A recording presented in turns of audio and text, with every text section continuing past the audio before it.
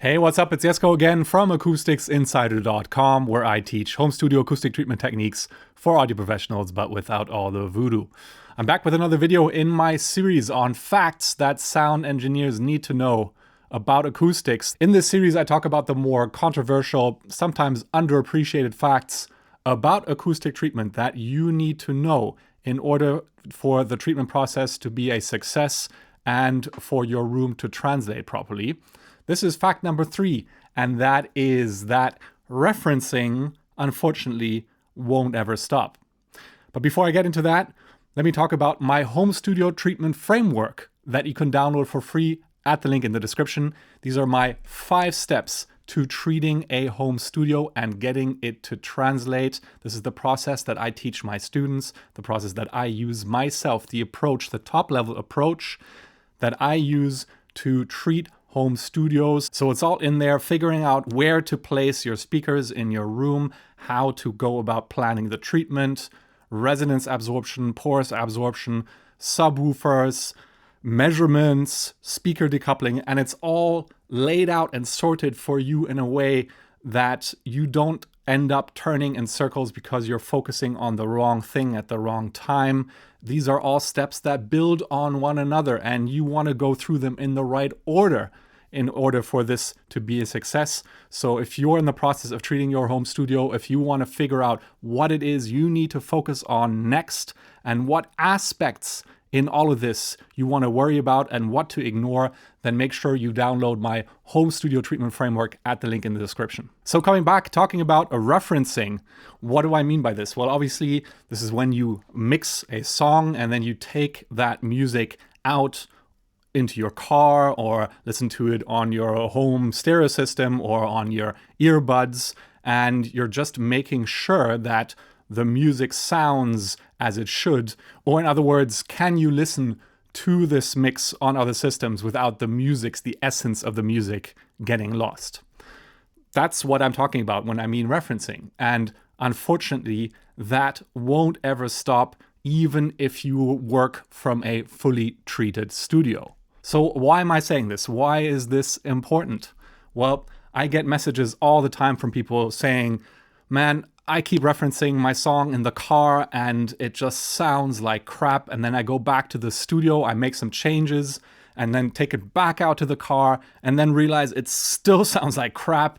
The changes that I made didn't really do what I wanted it to do. It's such a frustrating process. I really want to treat my room so I can stop this endless cycle of frustrating referencing. Now, the problem that makes this such a vicious cycle is obviously that you can't trust the speakers in your room. Basically, the sound from your speakers, what you're hearing, is so distorted that when you make changes to the music, it's not actually doing what the mix needs because you can't hear what changes are actually happening in the music. It's kind of like trying to color grade a film, let's say, but you're actually wearing colored glasses that you don't even know that you're wearing. Yeah, obviously this is a really frustrating process, and I totally get it. I've been down this rabbit hole myself. I know exactly what that feels like.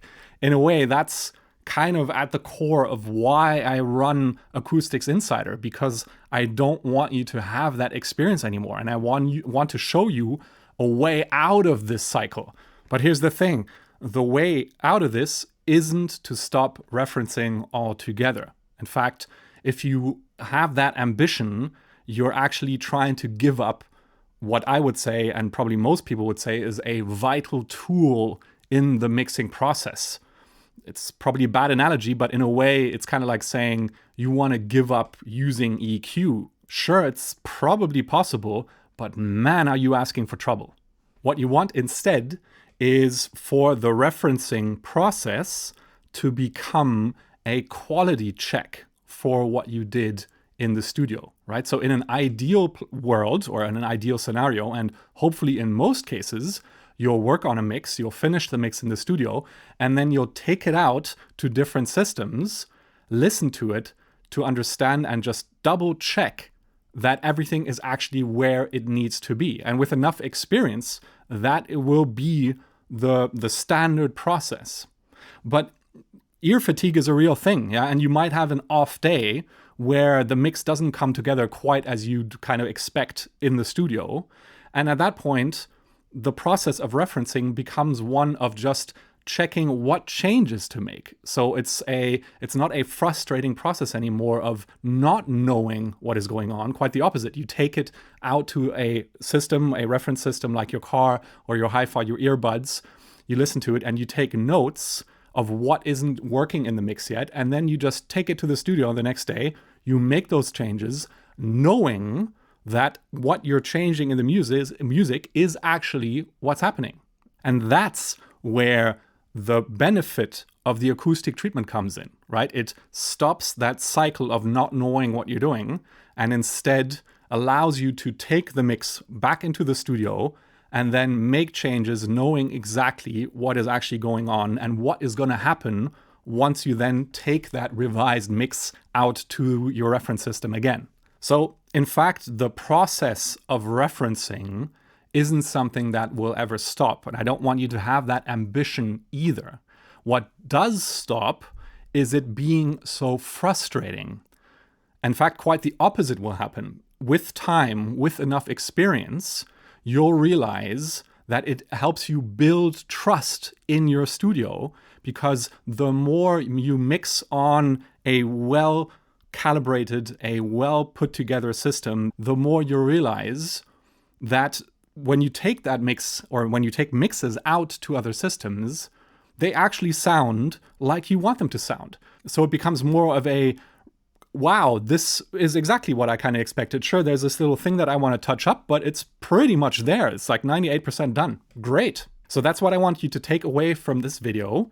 With treating your studio, the goal isn't to allow you to stop referencing, but instead make referencing a gratifying, a trust-building process that becomes a natural step in your mixing approach. Do you agree or disagree? Have you had that same experience? Let me know in the comments. And as part of this series, if you've had another experience, something that you've learned about your studio after having treated it that you wish you had known before you got started, let me know in the comments as well. All right, that's it. With that, as always, let's get back to learning to trust our ears and having fun making music in the studio. I'll see you in the next video.